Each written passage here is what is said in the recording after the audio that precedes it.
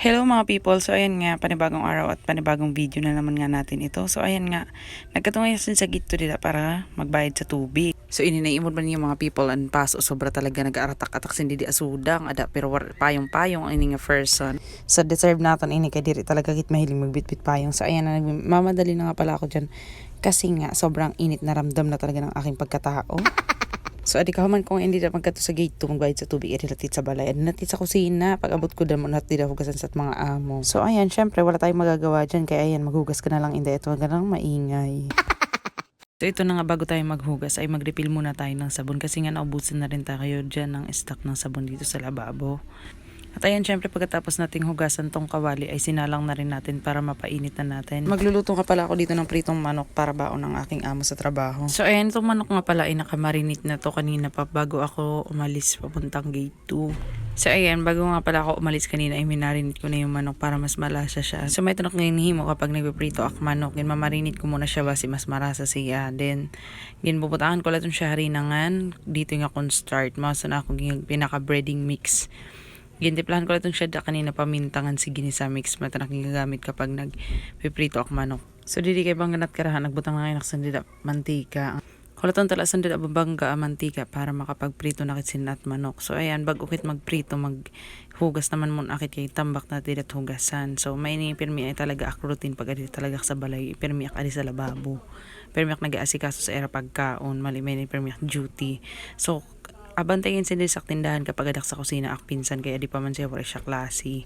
Bakasyon pa kaya nera kaya ayan libyano kit mo na pagburo bantay sa tindahan magit kasalyo pagbantay. Pero syempre kahuman ko sanda maghimasak mga trabaho dito sa kusina nagbabantay na sungad sa tindahan para siya naman makapahuway. Ayan talaga sa namin ginihimo tulungan para mas papagaan ang trabaho dito sa bahay. Pero usually talaga, ako talagang gumagawa ng lahat ng yan kapag may pasok sira nga tanan.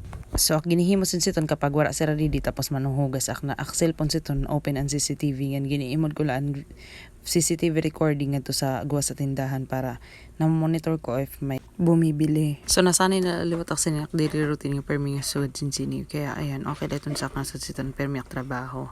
Kaya kapag diri ko ito trabaho, oras dili ibang magtatrabaho kay wakit mga binata. Kaya ayan, wala kang choice kaya manhugas ka dida inday. So itong kadamo na disak na idaldal pero dili pa dila banggat mantika kay ginituyan ko la talaga sunda akalayo may tanong kapag nagluluto. So adi na after so many topic nak na idaldal didi sa iyo ada na magprito nakit mun akay basi makaluto nakit balon sat amo. Ayan, nagprito lakit dili manok. May niya balon sa trabaho basi dili na siya dito magpinarit. So iniginbutan ko la didi tanan nga pritohon sa karaha. Ayan. Kay pero man latin siya kabugos, pitulain siya kabugos kay pinagkasya ko siya sa karaha tanan.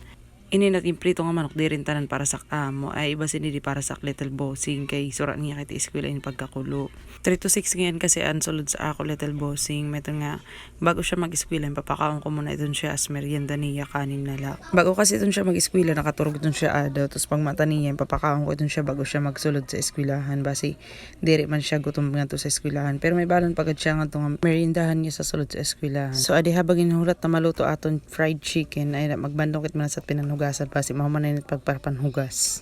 So ito fast forward tapos na nga ako magprito at ayan okay na to.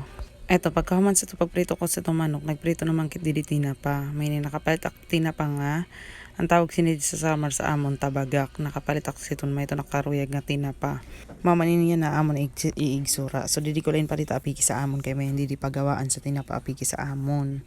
So ada nagprito lakit wala tunta ito maluto basi makakaon na liwat kit. So adi luto na alang man mga nakit kay maulat itong gininulat ang makaluto igsura. So adi kauman ko dila magluto adi pakaunan ta naman aton little bossing kay masulod na siya sa eskwelahan. So ayan hanggang dito na lang muna. Salamat sa iyo pag-imod. Maupay na lang adlaw sa iyo tanan. See you on my next video. Bye.